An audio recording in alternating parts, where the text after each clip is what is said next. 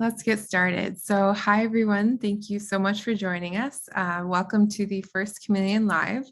My name is Isabel, and I'm the outreach lead at Chameleon, so I'm sure you've been getting a lot of emails from me. But we're planning on hosting these periodically, and it's an opportunity for the Chameleon team to kind of talk about the newest features and developments and everything that's happening on the testbed. And it's a good chance for you guys to meet the team and ask questions or make suggestions, and really just kind of have an informal discussion. And so you can kind of think of this as office hours with Chameleon. So time permitting, we're going to be taking questions from the audience, but at any point you can raise your hand and we'll unmute you, or you can put questions in the chat box or the Q&A box.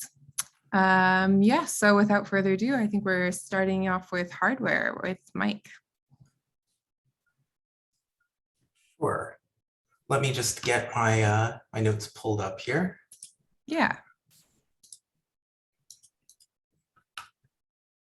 So we've got a big pile of new hardware coming to UC. It's partially set up now. It should be coming online today for early access next week. And let me actually share my screen because I've got some pictures even.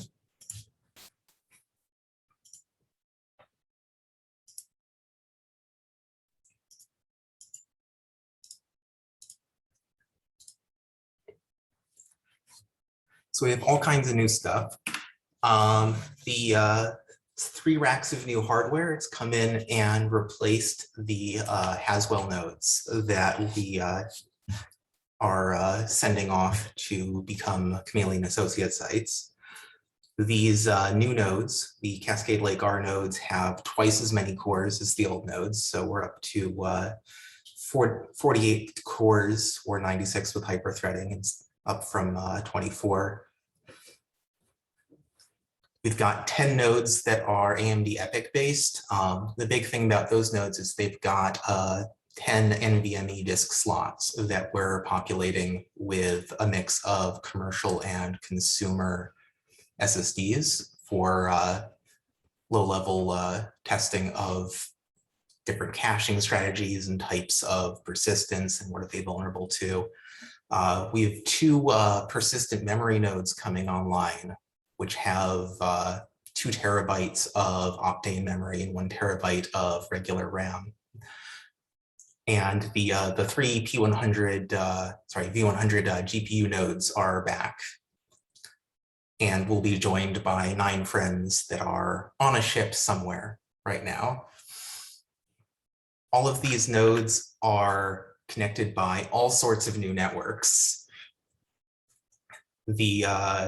A subset of the Cascade Lake nodes and then all of the SSD and GPU and Optane nodes are on a 100 gigabit InfiniBand fabric. And they also all share 2 25G interfaces. So you don't have to worry about, are they in the same rack or not? They're all non-blocking to each other. We also have a 1G interface that will be coming online in a bit so that you can access the nodes through that 1G interface and do all your control and management tasks and not step on, say, experiment traffic between them that you're trying to measure or make sure it's repeatable.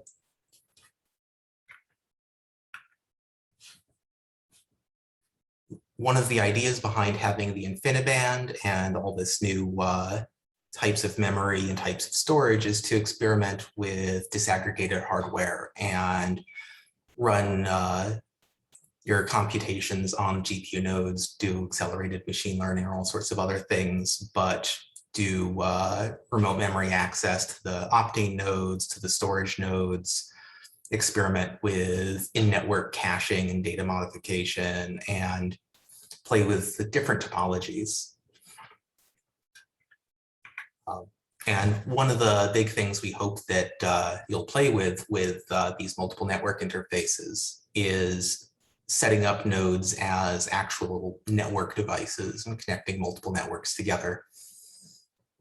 so that you can do this in network processing, or you want to pick where do you schedule containers and have a separate control and data plane, or set up your own clusters, and all kinds of experiments in that vein.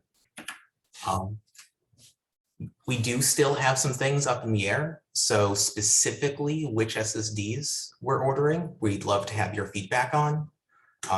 If there's any particular configuration, especially dealing with memory and caching and multiple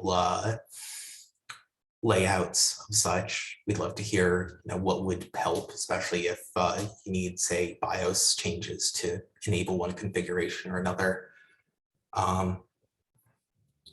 We've also going to have a steady set of extra devices getting added to this pool. So there's 2 Xilinx FPGAs that are going to be installed, and really anything else that's interesting that we get enough requests for.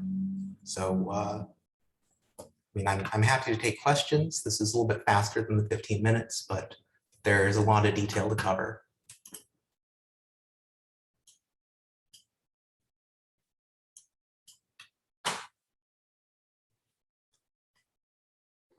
Yes, that's about all I have, questions aside.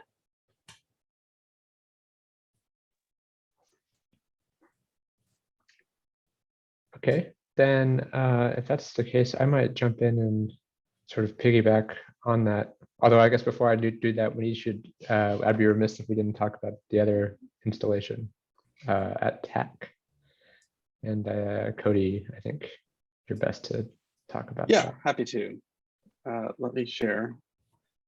I'm in a little bit different format. I just have mine. My notes are in a Google Doc instead of slides. So what we have available as part of the phase 3 installation at TACC is a number of Cascade Lake nodes, including some Cascade Lake ARDs. We got between 16 and 24 physical cores with sort of an associated number of threads available. Each of them have 192 gigs of RAM, SSD storage, and they're equipped with 25 gigabit Ethernet, which will be available with upgraded networking as the new switches become available. Logistics being what they are these days, there's delays in all the deliverables. But we'll be making those available as soon as we can. Coming soon are a number of AMD nodes. Some of them will be equipped with these AMD MI100 GPUs, and some of them will be equipped with 200 gigabit per second InfiniBand high-speed network. Those are going to start to be installed next week. And we're going to be doing it in 2 phases because it requires the removal of a lot of Haswell infrastructure. And we'd like to keep as much of that online through the end of the year as we can so that everyone can finish up their work. Another thing that we've got coming very soon is a new high-speed pool for users to use as part of their experiments, either as object storage or as part of the KVM at TACC offering. There will be NVMe based, and we'll have up to 77 terabytes or so of usable capacity. Also coming along is some really exciting composable infrastructure using just a bunch of device chassis from Liquid. It'll include some PCIe switching, and we'll be including some NVMe devices as well as A100 GPUs. They'll be connected to some very nice AMD nodes as well. And the upcoming network upgrade will be upgrading the leaf switches for all of our compute nodes to 25 gigabit Ethernet, as well as an aggregation switch that will connect up to the TACC core networking at 100 gigabit.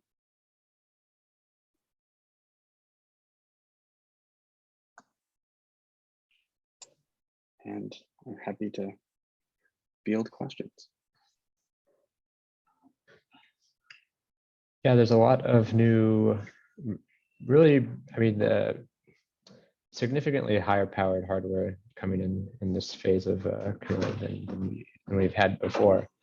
And I guess in particular, I think like, yeah, with what Mike was talking about at UC, I think we're going to have a much better network setup for doing SDN experimentation. Because before we kind of had we had these Corsa switches, if you played with them before, which had some really interesting properties, where you can get basically a virtual switch, but it has line rate abilities. We're going to be looking, I guess later on, we're going to be building on the network fabric to add more like cool types of switching technologies like P4 and things of that nature. So you can hook these pretty powerful nodes up to similarly powerful network infrastructure. Yeah, so that's going to be pretty nifty. I wanted to, and again, yeah, if you need to sort of digest the all those hardware specs, just anytime you have a question, you can throw it into the chat.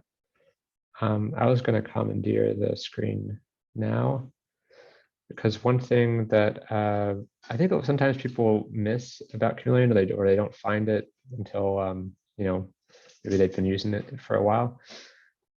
We do make an effort to surface as much information about what hardware is available on the test bed at any time, as well as give you the ability to kind of slice and dice to look for certain things that are interesting to you and like what kinds of machines that you want. This is available in the hardware discovery tab under experiment. And we additionally document this in our documentation under resource discovery. The resource discovery page is also good if you're interested in, if you want to explore this via another interface. This is actually just a pretty simple scrapable JSON API that you can hit if you're interested in doing that. And we have some instructions on how to do that. But for the most part, if you just want to use this resource browser, that should be fine. So when you come here, we know there's a lot of information that we collect about the hardware. There's probably some information that we'd like to start collecting to surface to you. Like there's some stuff that isn't super easy to discover here that we're want to make it better in the future. For now, what we have is a few top-level filters. If you've used Chameleon before, you know that we kind of give these coarse-grained categories to nodes, call it node type. And so the first thing here is like, these are basically filters allowing you to filter by a type of node. So we have these Haswell nodes that Cody was mentioning are going to be ripped out to make room for some of the new ones. We've got some InfiniBand as a special type, and then this Cascade Lake is the newest compute class that we have. And we also have a lot of different GPU nodes that we sort of group under here. There's also, you can then filter as well if you're interested by architecture. Like currently we only have x86 nodes available, but if as part of the phase 3 installation, we're going to be getting ARM nodes. So that will be reflected here, as well as how many cores you want. Like this is basically how many hyperthreads can you get. And as we said, some of these new nodes is going to be like 4 times as much. It's going to be some really high counts on these new machines, as well as RAM and storage. And then if you really want to get fancy, you can go into the advanced filters and even start filtering on specific models of things. We do surface what rack the nodes are in. So if you want to get 2 nodes in the same rack, then you can basically do that and then filter down your query within those nodes, and you can reserve 2 that are just in the same rack. And then, yeah, we have some pretty simple selections down here as well if you want SSD, if you want NVMe, and we're going to be building out that more over time. When you're doing this, you can then click View to view more details about the subset of nodes that you selected. You can also click on a node to get more information. And we also attempt to make it a little bit easier to reserve those nodes. And so if you've used the CLI before, you know it's it can be a little bit tricky to figure out how to reserve these things. So we try to pre-fill a CLI command that makes it easier for you. But I think that's also something that we can make easier in the future, make better. Yeah, it's had a little bit of a facelift over the last year. We added some more types of filters, and we also added additional sites, like the Northwestern site didn't used to be there.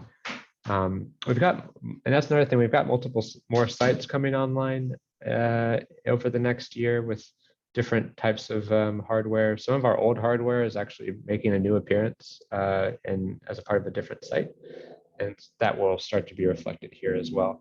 So if you ever have the question, yeah, just like what's out there, this is a good resource. Cool. Was there anything else I wanted to say about that? No. The other, let me just, is there anything in chat that I have missed? No, okay. Then I might just keep moving on to another aspect of things that we've done recently. And if you have been involved in our Edge webinars, you already know quite a lot about this, but I'm just going to give a high-level overview. We, in addition to our existing sites, which focus mostly on bare metal, and we have a KVM site as well, we have started building out an Edge and IoT experimentation testbed. The way that this one works is we have like Raspberry Pis and Jets and Nanos and devices of that class. And we've connected them into to one central Edge testbed to allow you to reserve those devices. It works a little bit differently than bare metal. We don't support bare metal provisioning of this class of devices, but you can launch Docker containers on them. You can network them. You can get public connectivity, all kinds of fancy things. The other interesting thing about this testbed is that it's kind of designed to be like you can provide the hardware yourself. So if you have devices that you or your group have purchased, we are designing the testbed such that you can enroll it into the testbed. And so it's kind of like you use the testbed to manage access to your own hardware, which has some pretty powerful implications. Like you can make it much easier to share your hardware with your group, with your host institution, and even just manage your workflows in kind of a nice manner. This page here, Edge preview, kind of is a good entry level, like here's everything that you need to know. In particular, we have this, we have a mailing list that's pretty active. This is just a kind of a discussion group, really, of people using the testbed, asking questions, answering questions. So definitely join that if you're interested in doing that type of work. And we have a page that shows all the hardware that we have here. This isn't yet part of that hardware catalog I just showed because we're kind of still building it out and like, how does it look for Edge versus bare metal? So for now, we've just sort of stamped out this page that lets you know sort of what we have, some nice little pictures. And the last thing I would say is, yeah, we have this webinar you can watch, and that really gives a nice overview into all the different functionality. Notably, we go over the Jupyter integration, which I was playing with earlier today to make sure it still worked. But you basically, we walk through a notebook. We have a Jupyter environment that's integrated with both the regular Chameleon testbeds and also in particular the Edge testbed.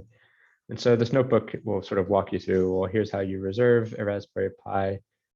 Here's how you can launch a container on it. And then here's some of the capabilities that you can, that you have with the testbed. Like for example, I launched a container on a Raspberry Pi and I just uploaded some files to it, and it's serving a file system over a public IP address. And so you can take these containers that don't even have any inbound network connectivity, and the testbed has a way of making it so you can network them over the internet and do kind of cool things. Yep. And then, oh yeah, and then we have, I guess Mark can also talk a little bit about something special on the edge test bed. Mark, do you want to talk about restricted devices? Yeah, sure. So as Jason mentioned, one of the goals of Gia Edge is that you can bring your own device. And for that, for certain cases of devices, you may not want other users to have access to them. And so we have created a way to restrict a device to certain projects in Chameleon. And that's something that we can adjust as operators. And these devices still show in our availability calendar. That is the page Jason is on right now. But where you see these gray bars, that's indicating that the device is unable to be used. So for example, the one Jason is hovering over tells you a bit more information about it. And it says, that this node or this device requires some on-site coordination since it's doing software-defined radio operations.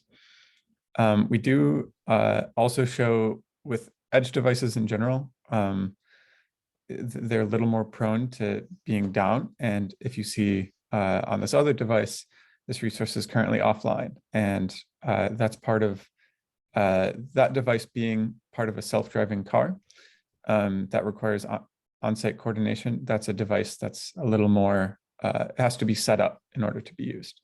And so for these reasons, if you have devices that fit into these categories, we can work with you to make sure that proper access is granted. Yeah, and we had an Edge workshop a month ago. I don't know how long ago it was, where we were just sort of summarizing all the events that took place over the summer, and had some people who were doing research on the Edge testbed present their work, and we talked in general about what types of things are people interested in for such a thing. And it did sound like people are more interested in taking devices that they already have or have obtained or will obtain, and having a kind of unified management framework for how to manage access to those devices, and how to let your colleagues use them, and how to structure that basically. So not having to do all of that yourself. So the restricted devices is kind of a natural supporting feature for that. It allows you to retain control effectively of devices in your that you own, but you can still use the testbed to run code on them, to manage access to them.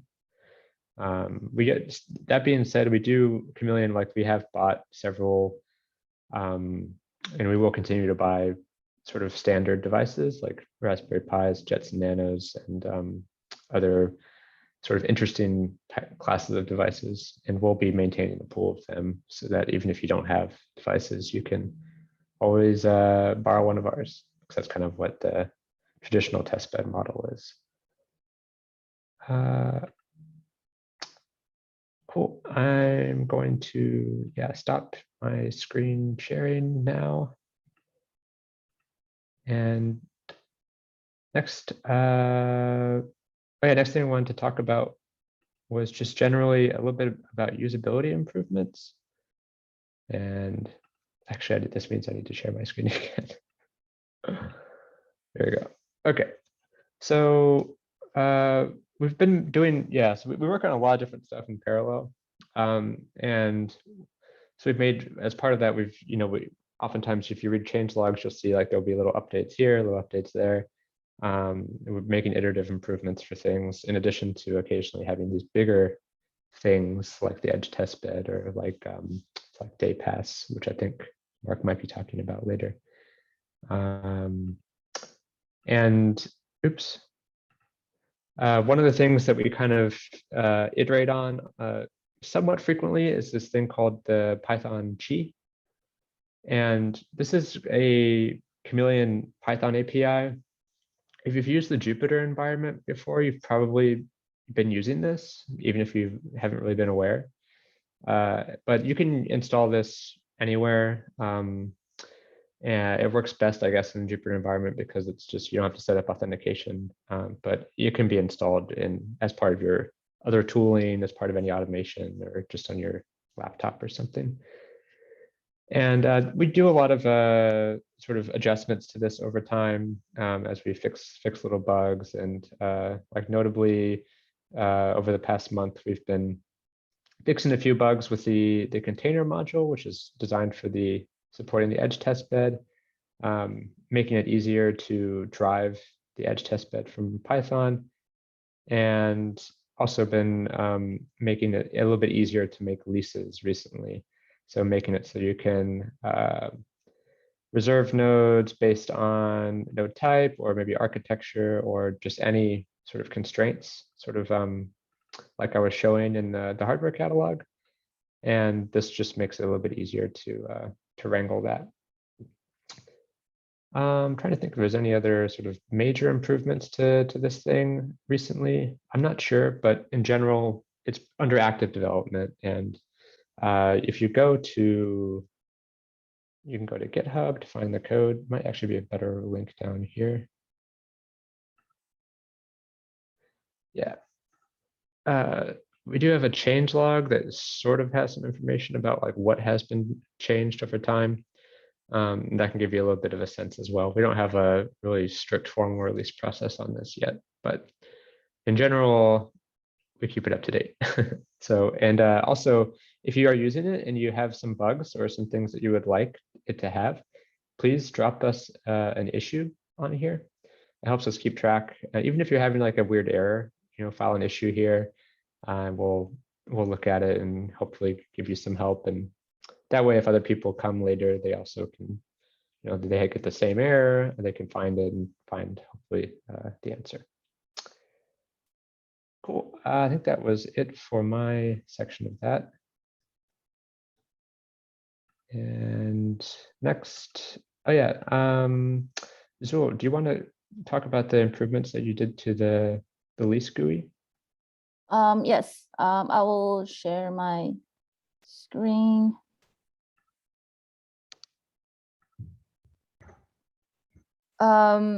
So I think we released this 2-3 months ago. So if you are new to Chameleon, you probably don't know what it looks like before. But we used to have one big pop-up window for reserving nodes, for making a lease. So when you click the create lease button, you will you will see one big pop-up window with everything in it, but with more and more reservable resource types. This window was becoming bigger and bigger, so we reorganized things and we follow the design of all other OpenStack services. So as you can see that we now organize the resource types with the tabs. So you can first input the general informations like with the lease name, the start and end time, and then you can reserve hosts, but you need to check the box if you want to reserve this resource type. And it will enable everything on this page. And then you can, for example, change the number of hosts and select different properties. And then you can just, it will error out if something went wrong. And then you can just click create and create your lease. The same thing with update lease. So you just, for example, I want to update my lease. Just click the update lease button and it organized by the resource type. The first thing was general. You can prolong your lease, change your lease name. And if you want to increase or decrease your number of hosts, you change it here.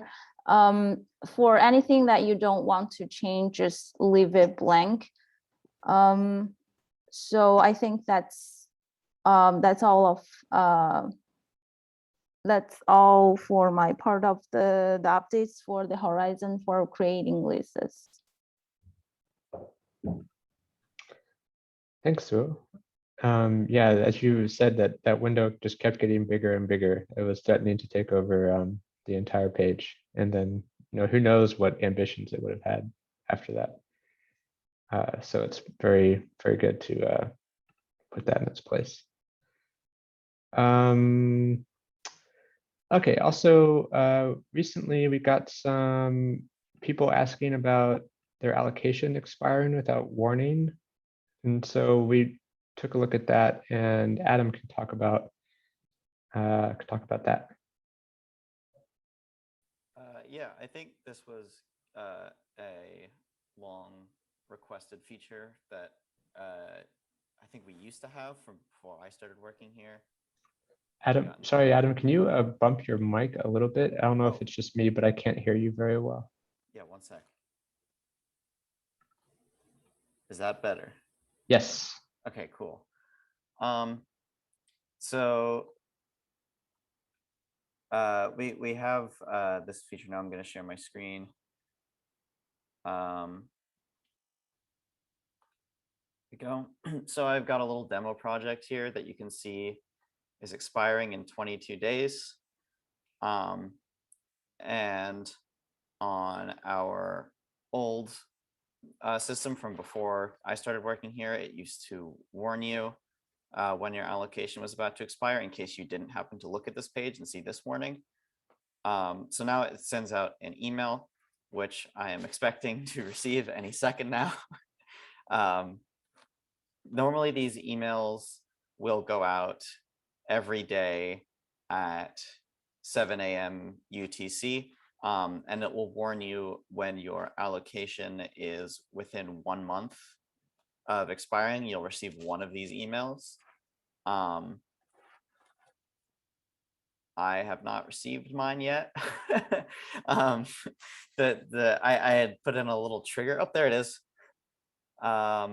So yeah, you'll get an email that looks like this, that just lets you know that your allocation is about to expire, and I'll tell you how long, and then it shows you how you can recharge or extend that.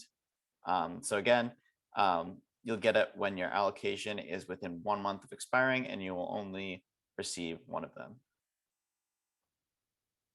So that's all I got.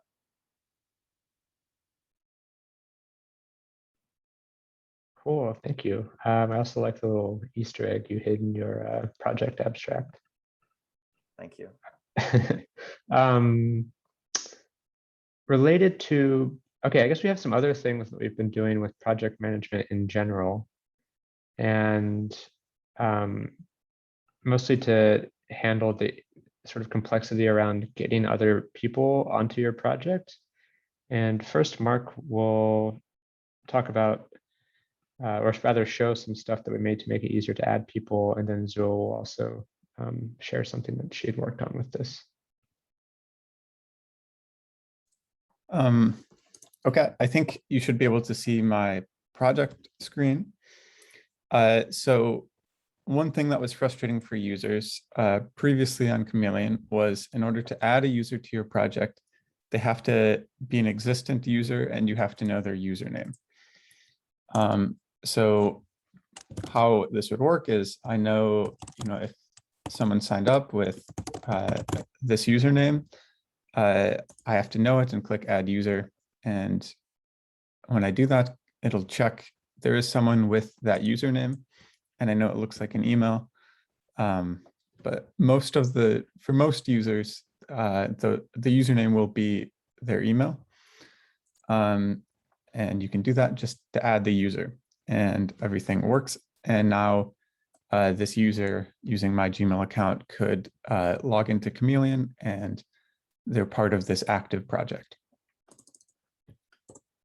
This, however, isn't the most convenient. If you are perhaps running a class, or you're working with collaborators who their email, but you might not know their Chameleon username, or you might not even know the email that they signed up to Chameleon with, as a lot of people have multiple emails.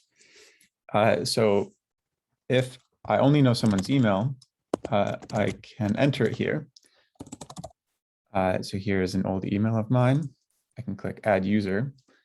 And since this email has no Chameleon account with it, it instead sends an invitation. Now, like I mentioned, it may be the case that the person I sent this invite to has a Chameleon account. It's just not with the email that I entered, but that's okay. That person will get that email however you entered, and they'll receive this invitation. And when they click on this link, it will add their Chameleon account to that project. So I can't do it right now because I'm kind of set up for another demo, but when you click this link, it'll ask you to log into Chameleon or to sign up for an account if you don't have one. And whatever account you log in with is going to be the one that is added to this project. And so hopefully this makes it easier to add people to your project.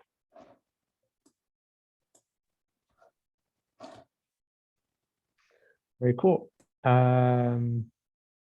So do you want to show PI delegate? Sure. So if you go to the dashboard, I'm going to the project. So previously, we only allow PI to add or remove users. But we got a lot of requests from the PIs asking to delegate this responsibility to someone else in the project.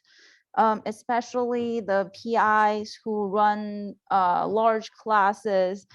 It will take a lot of time adding users to the project. So now we allow PIs to assign manager roles to the other members of the project. So the managers of the project can add users or remove users. So for example, this project, I'm the PI. I can do add user and I can remove user by just click this gear button and you will see the remove user. And if you are PI, you can change the role of the member. For example, I want to promote Pierre from a member to a manager. I just do submit. And now Pierre is the manager of this project.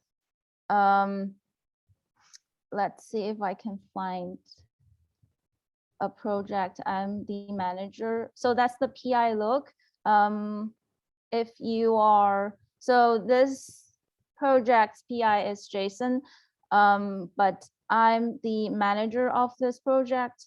So I can do add users. If you click the gear button, you can see you cannot change the role of the member, but you can remove the user. Same with the invites that Mark just showed before. You can invite people and you can remove the invites as well for managers. But if you are just a member of the project, I believe I'm just the member of this project. So as you can see, I cannot add users and all these gear buttons are disabled for me. So sorry, this feature allows PIs delegate the managing members' responsibility to other members of the project. Yeah, so that in combination with what Mark just demonstrated should hopefully make it way easier, especially for people who are running classes, because before we had this kind of crappy flow where the PI, which is usually somebody who doesn't have a lot of time on their hands, would have to do this iterative thing where they would ask the users to sign up for Chameleon, get the users to tell them what the username was, and they would put it in, and then it wouldn't work because the user didn't actually finish sign up, and then go back and forth times 20 or 30 students or whatever. So pretty crappy. So this is a hopefully a really nice improvement for a lot of people's workflows. I think the last thing we wanted to show you is something that we're calling Day Pass, which is basically a way to allow access to Chameleon for the purposes of reproducibility for a short-term basis. So like people who don't have allocations necessarily, like paper reviewers. But I don't want to give too much away, so I'll let Mark do his spiel.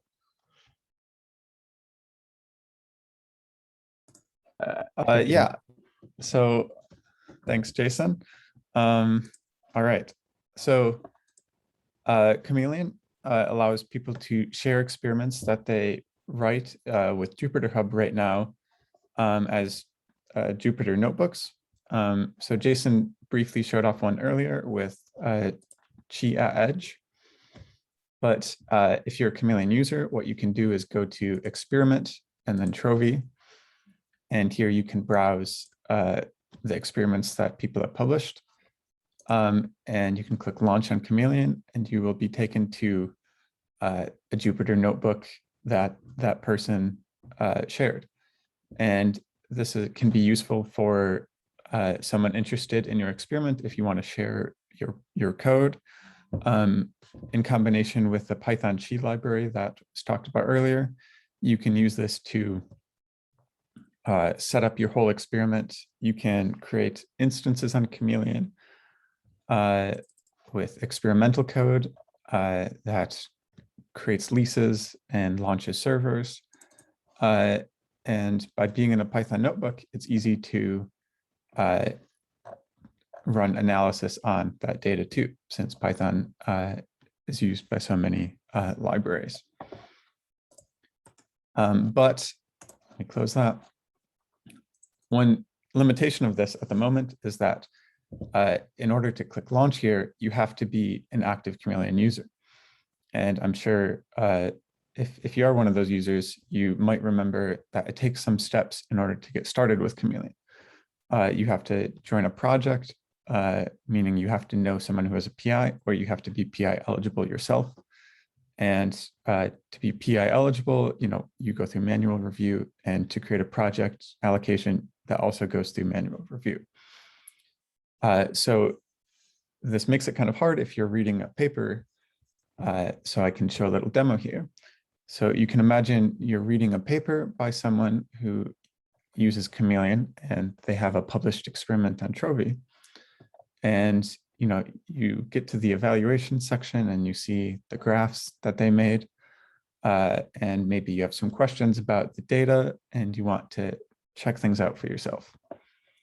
So I can imagine myself as a non-Chameleon user.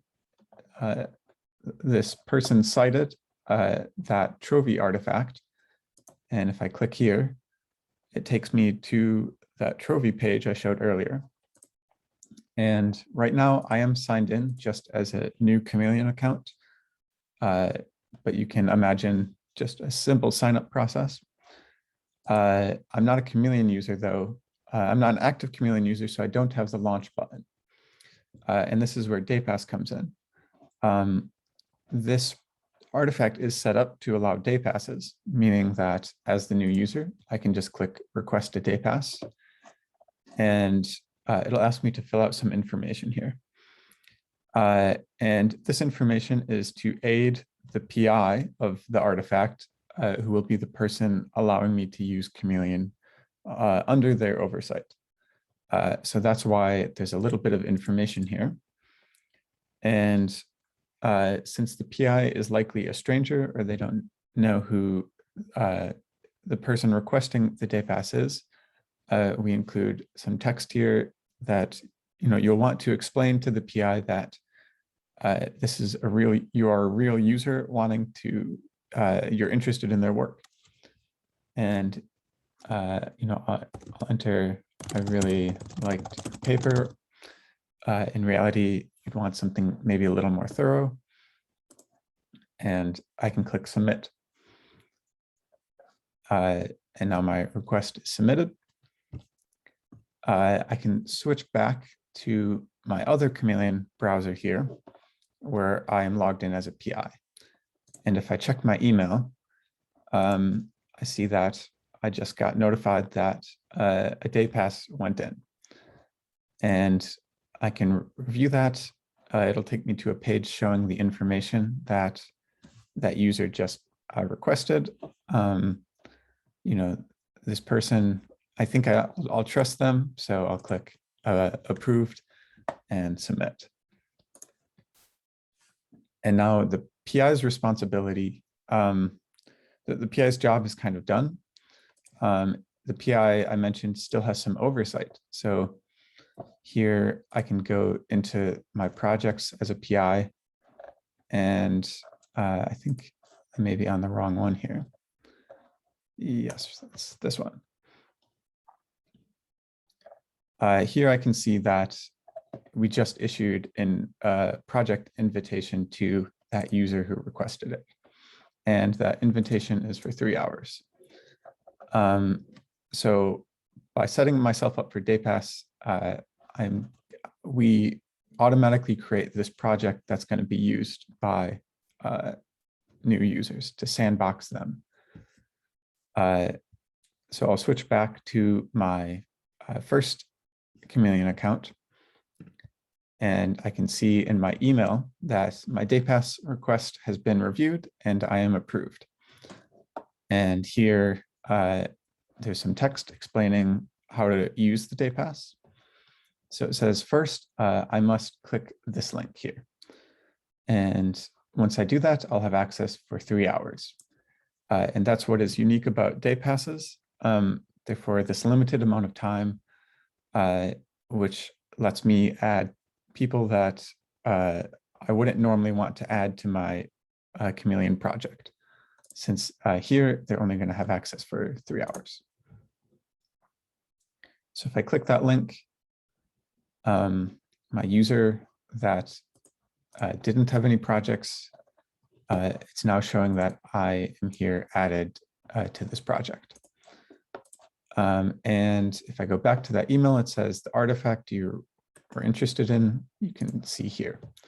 I can click on it, and now this launch button appeared. I can click launch from this account that previously had no allocation, and it'll bring me into the notebook. And now you can imagine the user interested in editing, maybe this analysis code. So for example, yeah, let's see. I think I have some code here. If I paste it there, it'll adjust the vertical axis of these plots a little bit. And if I run that, oh, there we go. So now I can run my own analysis, on that original paper's work that for whatever questions I have about it. I'll switch back over to the PI. So if I refresh the PI view here, I can see that, this user, Mark Powers, is on a Day Pass, and right now there are about 3 hours left. And after those 3 hours, they'll be kicked off. So as the PI, this Day Pass project is using a separate allocation. You can see here that there's only 1,000 SUs. And I can kind of see what the usage is to make sure that nobody is, using too much, that people are using, people are reproducing the artifact in a proper manner.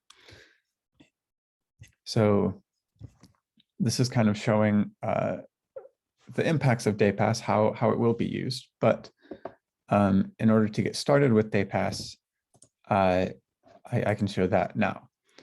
So when you publish an artifact on Chameleon, you'll have access to the share button to control the sharing settings.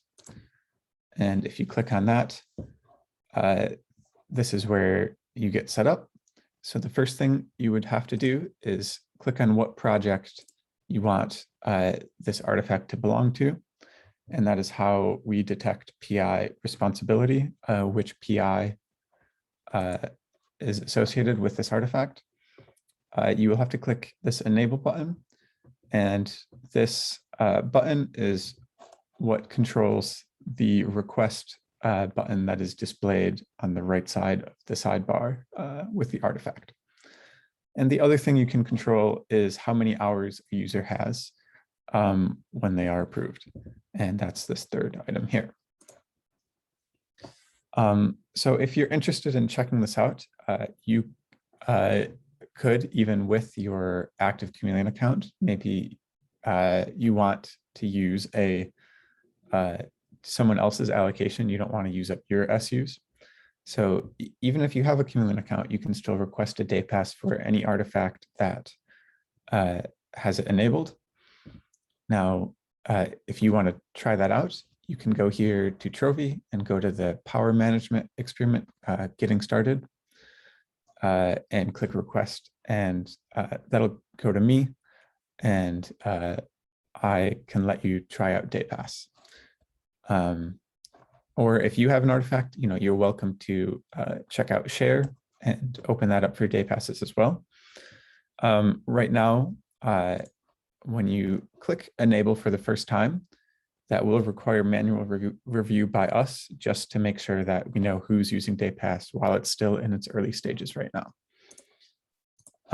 Another thing I want to mention is I showed how this could be used in papers. You can cite your artifact and include a link inside a paper, but we also have some students who worked with us this summer using it on poster projects. So here, if you go to About and Papers, we have this poster section at the bottom, and Yin and Yang is one of the posters that I mentioned from the summer. Once it loads here, so this student has included a QR code to their Trophy artifact right here. And if you scan that, you'll be taken to that page where you can request a day pass. So you can imagine if you want to use this, you can take that link, generate a QR code, put it in posters of your own. So I know I showed off a lot there. But if there's any questions, I'd be happy to answer anything about Day Pass.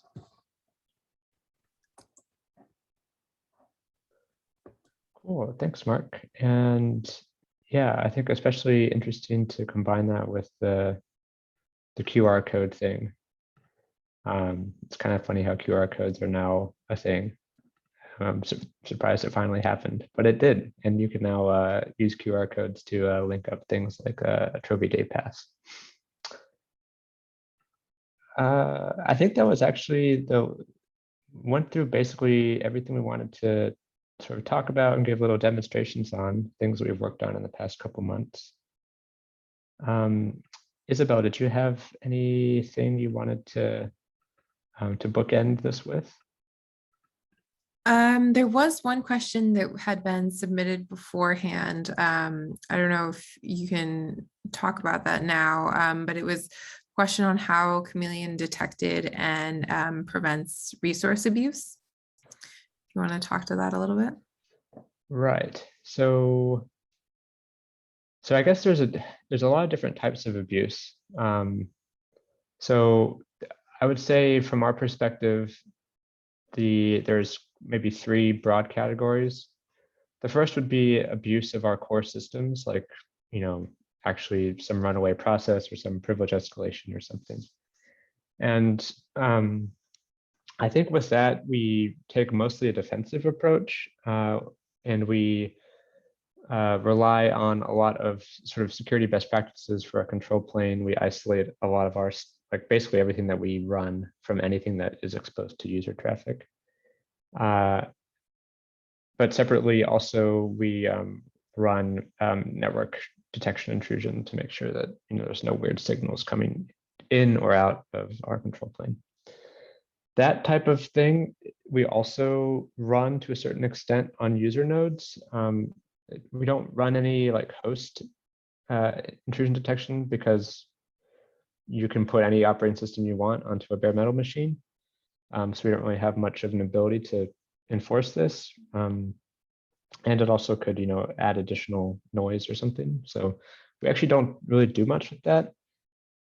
So detection usually is also sort of on the outside via network inspection. And that's how we, yeah, if anything is happening egregiously, like sometimes we'll catch abuse there. We don't do any monitoring of like stuff that you're doing on your node, mostly because A, it's difficult to do so with bare metal, and B, like so many different, people can be doing all kinds of stuff on user nodes, and things that might in any other situation look malicious are in fact entirely legitimate for computer science research. Like we have various people doing security research who, would behave, they would look like they're, running attacks or something, but they're doing it in a controlled manner and for research purposes. So it's a bit difficult. The other sort of the third category of thing, which is abuse of, I would say, policies. And that's mostly like people, like if you figure out a way to game our lease system, so you can like, you can make a bunch of leases and basically corner the market on GPU nodes at Chameleon. And over time, we've basically, doesn't happen very often, but sometimes get some very ambitious users. And so sometimes you have to like write little bots that go around and check to see if everything looks okay, and just to make sure that things are kind of fair. So it's a little bit of like a moderation bot, I guess. Yeah, so I guess that's a high level. I don't know if the person who asked that question is in attendance, but if they are, I hope that answers your question. And if not, maybe you're watching later. No, that was a good answer. Thank you. I don't know if any of the participants have any other questions, or I think that can be it for the first Chameleon Live.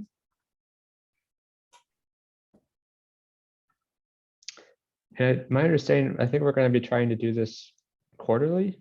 Yeah, quarterly. So this will be happening roughly every 3 months. And so it's kind of a summary and kind of personalized change log. Yeah.